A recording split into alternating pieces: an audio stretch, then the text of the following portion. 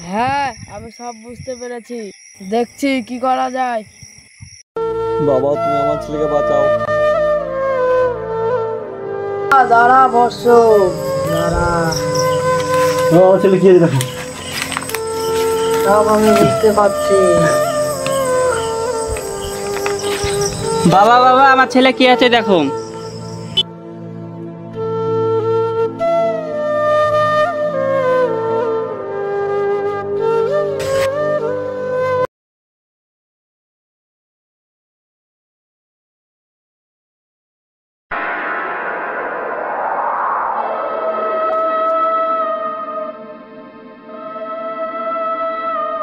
হ্যাঁ, আমি একটা উপায় পেয়েছি। কি উপায় বাবা আমাকে বলেন। এবার চলতে চাইলে আমাদের ছেলে মেয়েকে কি করে বাঁচাবো বাবা, বলেন কিছু উপায় বলেন। উপায়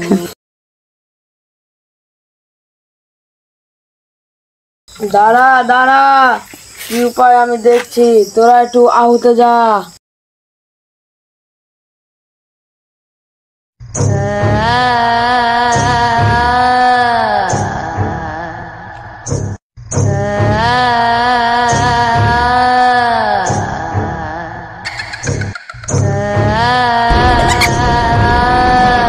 তুই আমাকে ডেকেছিস বাবা? হ্যাঁ, তোকে আমি ডেকেছি। কিসের জন্য ডেকেছিস? তুই কোথা থেকে এসেছিস, কেন এবার এরকম করছিস?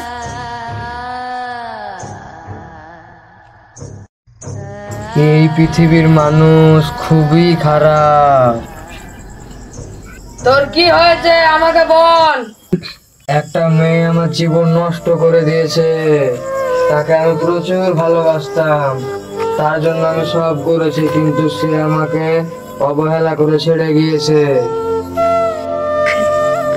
তার জন্য আমি আত্মহত্যা করেছি, আর এখন আমি পৃথিবীতে কাউকে বাঁচতে দেব না। আমার কি অপরাধ ছিল, আমাকে কেন ছেড়ে গিয়েছে?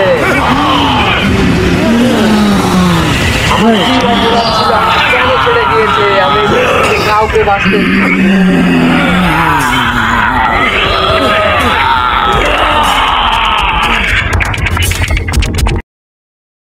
না, তুই একজনের জন্য এরকম করতে পারিস না, তোকে আমি এখনই ধ্বংস করে দেবো।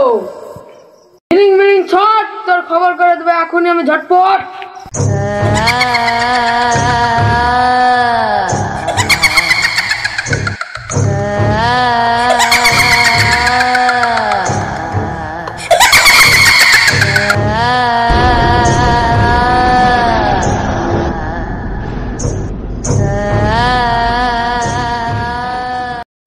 বন্ধুরা, এরকম ঘটনা অনেক ঘটে আসছে।